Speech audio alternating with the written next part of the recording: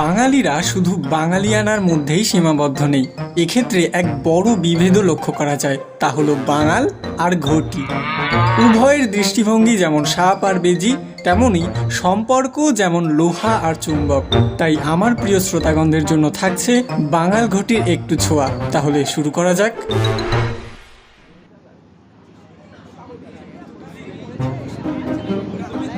এক হাতে নাইলনের খালি ব্যাগ আর অন্য হাতে গোটা একটা পাকা ইলিশ ঝুলিয়ে হরিচরণ যে ভঙ্গিতে বাজারের মধ্যে পায়চারি করছে, যেন স্বনামধন্য কোনো থিয়েটার বা যাত্রা দলের অতি পরিচিত কোনো নায়ক। সে আসলে সে বাঙাল।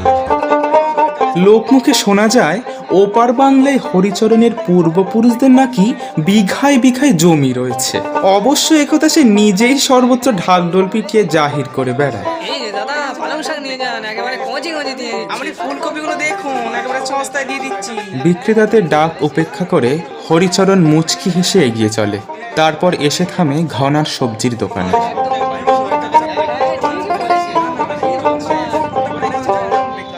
আরে হরিদা যে, এসো এসো, এ কি নেবে দেখো, ফুলকপি, বাঁধাকপি, মূলো একেবারে সব ফ্রেশ।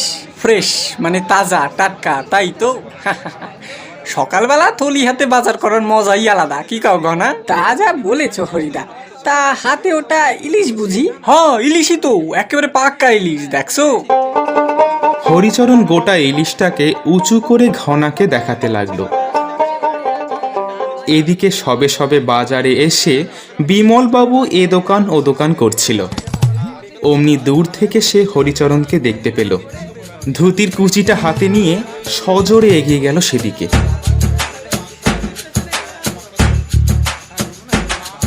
আরে আরে, হরিচরণজি, সকাল সকাল বাজারে? হরিচরণ বিমলবাবুকে দেখে বেশ উজ্জ্বল হয়ে উঠলেন। হাসি মুখে বললেন, সকাল সকালই তো বাজারে আউন লাগবো, তাইলেই তো তাজা আনাজটুকু মাছটুকু পাবো। হরির কথা শুনে বিমলবাবুর মুখভঙ্গি এমন হলো যেন তিনি হাসবেন নাকি আশ্চর্য হবেন ঠিক ঠাউর করতে পারছেন না। বললেন, তাজা আনাজ? হ্যাঁ, তাজা বলেছো। তা বিমলবাবু কেমন আছেন আপনি? সব ঠিকঠাক তো?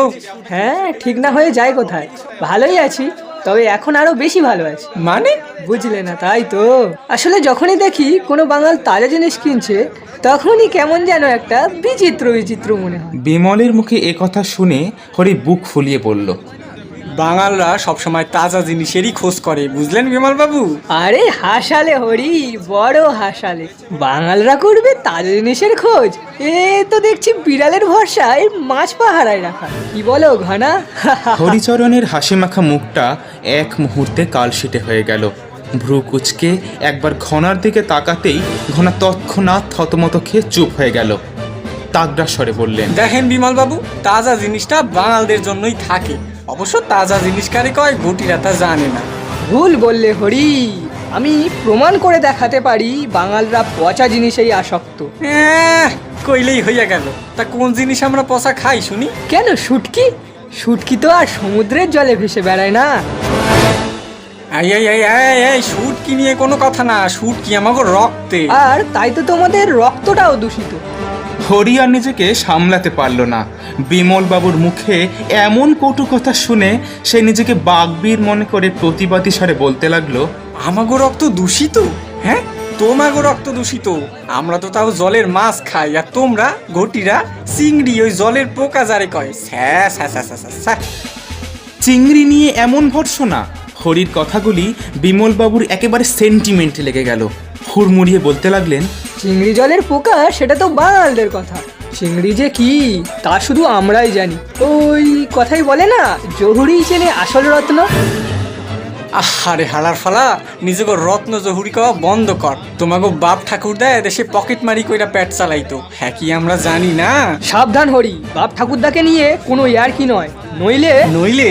নইলে ওই পাকা ইলিশ নিয়ে তুই আর বাড়ি ফিরতে পারবি না। কেন, এই ইলিশ কি তুই ছিনতাই কইরা নিবি? দরকার হলে তাই নেব।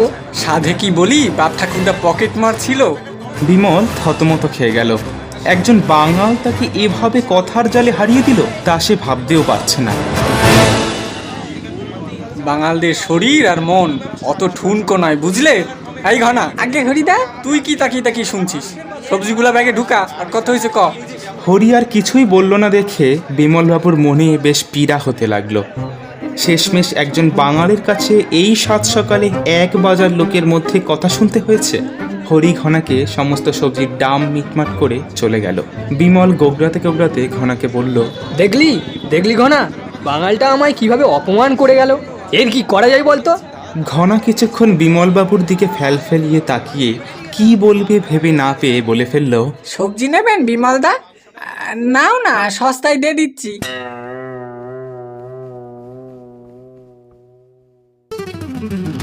আজকের মতো গল্প এটুকুই। সামনের সপ্তাহে আবার দেখা হচ্ছে, কথা হচ্ছে। সামনের সপ্তাহে আবার কথা হচ্ছে আমার প্রিয় শ্রোতাগণদের সঙ্গে। ততক্ষণ পর্যন্ত ভালো থাকবেন, সুস্থ থাকবেন আর শুনতে থাকবেন স্টার টিউনসের গল্প। আর এই গল্পটি ভালো লাগলে অবশ্যই একটি লাইক করে নিজেদের প্রিয়জনদের সাথে ভাগ করে নেবেন। চ্যানেলটি সাবস্ক্রাইব করেছেন তো?